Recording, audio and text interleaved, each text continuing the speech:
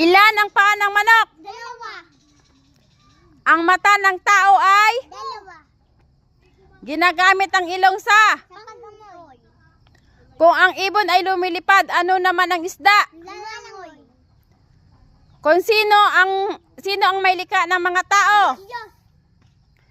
Sino ang haligi ng tahanan? Papa. Sino ang ilaw ng tahanan? Mama. Ano ang pambansang isda? Mangos. Sino ang pambansang bayani? Dr. Rizal. Ano ang pambansang puno? Nara. Ano ang iyong sasabihin kapag binigyan ka ng regalo? Thank you po.